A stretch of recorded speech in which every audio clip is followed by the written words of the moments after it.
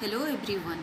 In this video lecture we are going to discuss a new concept, that is classification, but specifically here we will focus on text classification. That means how text retrieval problem is considered as a classification problem, or we can say that how classifier we can use to classify the text. So here in this chapter more or less we will discuss text classification. So along with different classification methods and the most common classifier, that is naive Bayes classifier, that we will cover here. So but before that, just have a look which already we have covered, that is relevance feedback. This is the concept of that means how can we enhance the score of the recall after getting the result. That means there are specifically two methods to enhance the recall score of a result. That means how far that is relevant for the user's query or not.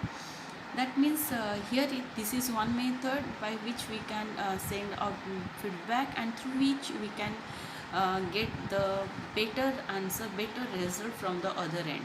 So the relevant feedback says if our query is very simple and short, and for such query if we are processing and we are getting some information, not necessary that information is sufficient for the user. Due to that reason, need to modify the user's query. That means while sending a modified query and getting the result, definitely that result hopefully will be the better result. If that means after modifying the query, whatever answer or whatever result we are getting, that means that a result definitely give the better recall score compared to the previous one. Because initially whatever query we have given to the system, to the search engine, and getting the answer, the recall of that particular result is again modified with and enhanced with the modified query sending and getting the answer. So new results have hopefully the better recall, as we are getting most relevant information compared to the previous one. So another method which we can use to enhance the recall is query expansion. But there are three types of method for query expansion. The first one is manual thesaurus, which is maintained by the editors. For example, PubMed is one of the most common example. Then second one is automatically derived thesaurus. Automatically means it is based on the co-occurrence of the statistics of the terms. Then query equivalence based on the query log mining. That means specifically it is most common on the web, as in the PALM example. Then how can we use this query expansion concept at search engine? That means how can we enhance the recall score by modifying relevant, non-relevant, or categorizing the relevant, non-relevant result while extracting some information from the system end. That means after giving the modified query rather than the initial query, to get the more relevant information, we can use this concept and query expansion. So here it focuses on that means how we can send or how can we use query expansion concept at search engine. That means if we are giving a query like herbs, the most users frequently search for herbal remedies. So herbal remedies is one of the example of that. So here herbal remedies is potential expansion. That means instead, if our initial query was herb, that means after modifying the query, after expanding the query, it becomes herbal remedies. Or we can say instead of this, we can get information which is more relevant for the user. Similarly, if we are going through a different URL or any one particular URL like photobouquet.com or /flower, if we are searching for power peaks frequently on this particular URL, then it will search for the potential extension of this query like flower clipart. That means flower clipart and flower peaks are the potential expansion of each other. So now focused on the main concept, that is text classification. What is its definition? What is or how it is relevant to information retrieval problem.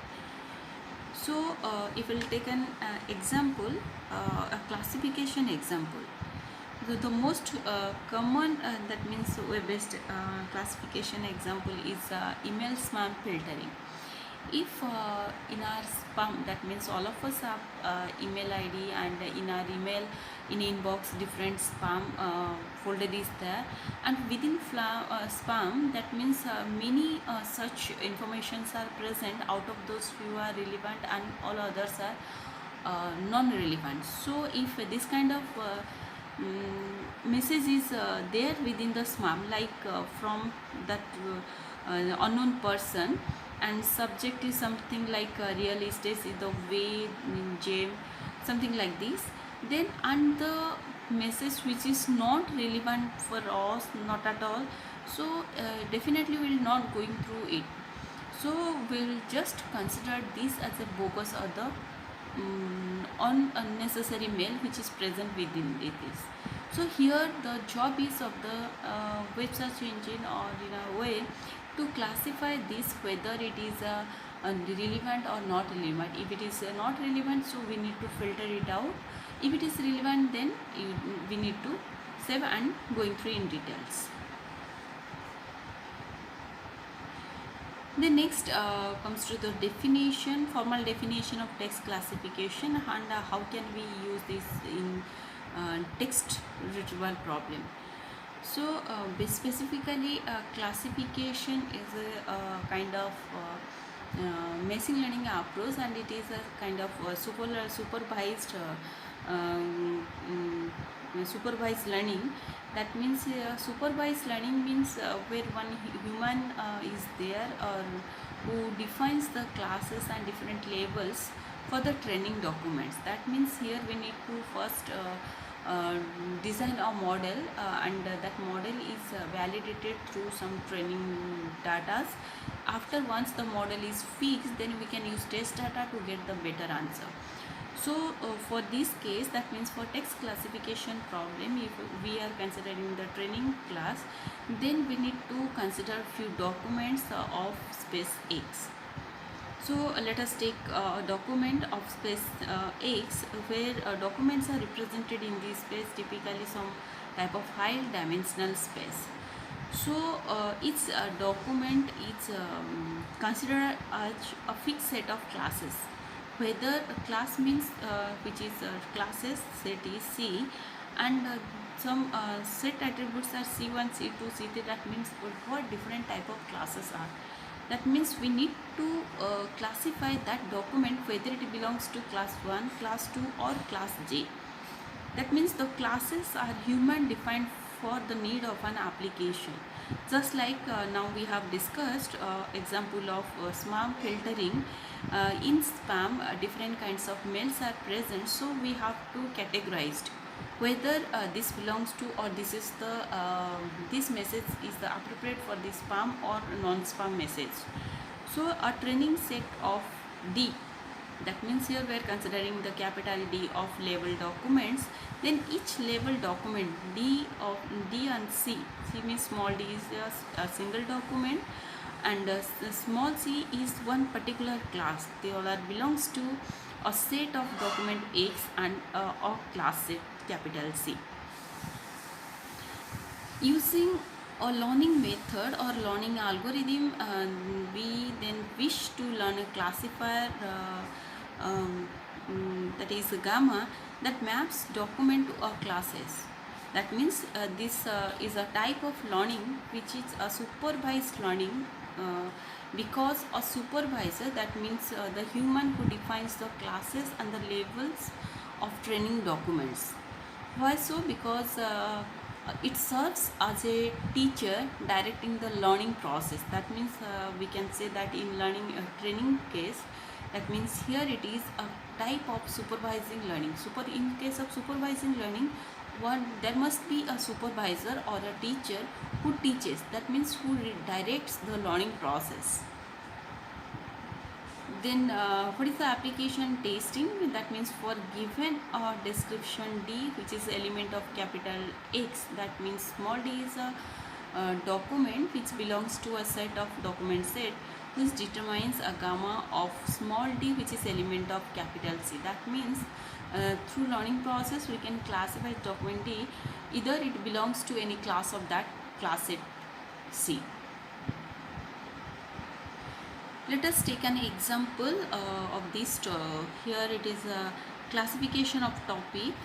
Here different classes are present, like UK, that means these are two region, that means there belongs to two regions, UK and China. Another two classes are under the industries, that is poultry and coffee. Another two classes are elections and sports, which are comes under the subject areas. That means all total here 6 different classes are present, starting from UK, China, poultry, coffee, elections,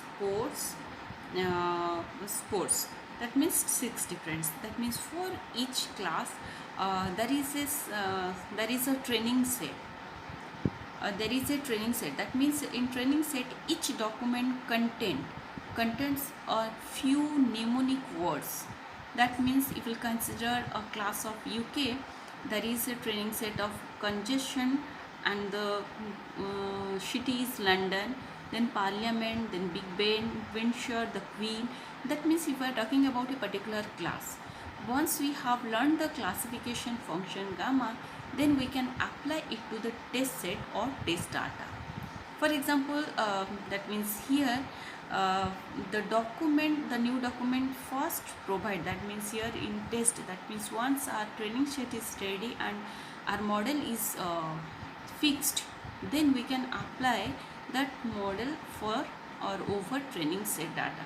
That means here everything, that means here class is known for this problem, but here for test data, test date, that means First Private Chinese Airline, the new document, these are new document DDAS, the new document First Private Airlines, that means it belongs to which class, that means its class is unknown. So the classification functions assign the new document to class gamma of D, that means here it is, and the answer is China, which is the correct assignment for this new document. So in this way we can classify the topic and the different documents. So let us come to another example, how search engine use a classification. That means a search engine can use the information with the best of language, that means by identifying the language whether it comes under English category. That means this English language means language defines the class of that particular data which is present within the web. That means based on language we can identify it belongs to which class or which category or which label. Either it belongs to, if we are considering the language like English and French, whether this information or this document belongs to class English or it belongs to French. Then the second is the automatic detection of spam page. That means whether it is it will goes to spam category or non-spam category. Then a sentiment detection, whether it is a movie or product review positive or negative. That means if we are going through a product or movie, that means whether it is good or bad, whether it is positive or negative, in that context we can classify it. Then another, the last one is topic specific or vertical search.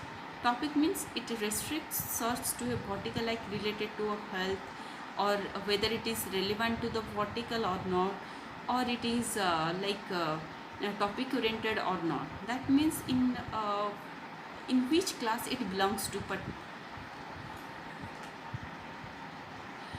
then which classification method we can use so that we can classify the document here. So basically there are 3 types of classification method. One is manual classification. Manual classification was used by the Yahoo in the beginning of the web, but Yahoo classification tasks have traditionally been solved manually That means though it is a manual method, so it has traditionally been solved manual. That means previously in older time or long before, peoples are doing their work in manual way. For example, arrangement of books in a library by the librarian. But in when the classification concept was introduced, it was used by the Yahoo in the beginning of the web. But this classifier is very accurate, and which is done by the experts only, not done by everyone, every user, every people. So consistent when the problem size and team is small, that means the problem is solving, or that problem is considered as a classification problem and solved as a classification problem, and it gives consistent result when the problem size is as well as the team size. That means the person who are handling these are also needs to be small. But there is a problem of scaling. That means here this classifier is expensive in to scale.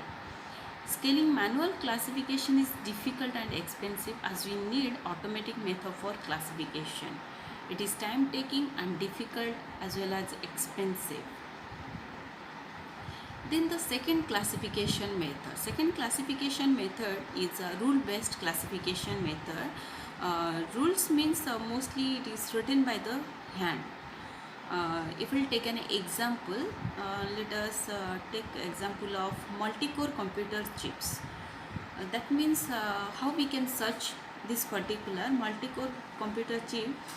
We can write, that means system, after sending this query multi-core computer chip, system can rewrite this by writing multi-core, that means without any space, without any symbol, multi-core or multi-hyphen core. That means anything you can give or user can give, it will considered as the multi-core. That means multi-core, or means here or operator, multi-core or multi-hyphen core, and chip, chip, or processor or multiprocessor. That means anything, if we are writing this or in this way, multi-core or multi-core with separated by hyphen, and that means either or we can select from the first part, then perform and with, and the second part contains chip or processor or microprocessor. That means in second part 3 terms are present, we can pick any one, and from the first one also we can pick any one, then do the AND operation between them to get the answer. That means the structure of this is looks like a Boolean query. That means here the rules that which we have written are sometimes equivalent to a Boolean expression. That means here if we'll take an example, Google answer alerts a rule-based classification. How? There are IDE type development environment for writing very complex rule efficiently. That is a variety. Often Boolean combination, as I told now, that is multi-core computer chips, we can write in such a way that it looks like a Boolean query. So we can also send in terms of Boolean combination. Then in that we can get the accuracy with high score if rule has been carefully refined over time by subject experts. That means if we'll send a query carefully writing and using the rule concept. So building and maintaining the rule-based classification system is cumbersome and expensive. Maintaining of such rule-based classification method is expensive, but a rule captures a certain combination of words or keywords that indicates a class. Hand-coded rules have good scaling properties. That means which we have seen in the previous classification method. Manual classification is expensive to scale, but here in rule-based, that means hand-coded rules are very good scaling properties than the manual classification method. Next comes to the third classification method, that is statistical or probabilistic classification method. That means basically this is a kind of machine learning based classification. That means statistical or probabilistic is a kind of machine learning based classification. If the learning method uses a statistical concept, then it is called statistical text classifier. This was a definition of classical problem or text classification as a learning problem. As I've told, it is a kind of machine learning based classifier or classification. So here supervised learning of a classification function gamma and application of gamma is used to classify the new documents. If previously we have document with its labels with its class information, but some new documents are coming, so for which we need to find out its class, so we can easily classify the new document with the help of this method. So we'll still look at two methods for doing this, that means naive-Bayes and SVM, but first of all here we will discuss and mainly focus on naive-Bayes classifier. So there is no free lunch, that means it doesn't require any hand classified training data, but this manual classification can be done by any non-experts. Then let us come to the naive-Bayes classification. As I told, the common classifier technique, a naive-Bayes classifier, and how can we use this particular classifier for text classification problem. So this particular classifier is a probabilistic classifier. It gives a probable value, whether not exact value of a class. We compute the probability of a document D being in a class C as follows. That means probability of C. C means a class of a particular D for document D, which is proportional to P of C. That means probability of C, and that means by power P for all a P of Tk term of K for all C class. Int is the length of the document. That means we need to consider each and every term of that document, and need to consider the number of tokens, that means length of the document, or we can say how many number of terms are there within a document. Then probability of T by C is the conditional probability of terms Tk occurring in a document of class C or not. And the same is considered as a measure of how much evidence Tk contributes that C is the correct class. That means whether this term Tk it gives evidence that how much it contributes, so that we can say it belongs to that particular class or not, or it belongs to that particular correct class. P of C, probability of C is the prior probability of C. C is the particular class level. If documents term do not provide clear evidence for one class, if document terms, that means previously if we don't have any information about the class, that means or the terms present in the document doesn't provide any information regarding class, and another we choose then with the highest probability of that class. So for that document or for that terms present within the document, will pick the highest probability of class C. So here we can calculate maximum a posteriori class. That means here the main objective or the goal is to find the best class for a document. The best class is the most likely or the maximum a posteriori map class. That means C map. That means here this posterior class is can be computed with the help of this expression, that is C map, which hold the arguments of maximum arguments for probability of C by D. Then taking this maximum, it can calculate the best class for a particular document. So this particular rule is used by the naive-Bayes classifier to find out the best class of a document. So the simple interpretation of each and every term present in the rule is that here each conditional parameter, that is log of P that means probability of each term present within a document by C, that means it belongs to a particular class, is a weight that indicates how good an indicator Tk is for C.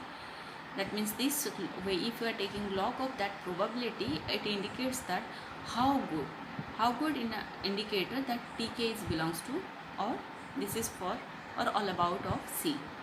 Then prior log, the prior log of this particular PC is a weight that indicates the relative frequency of C. Then the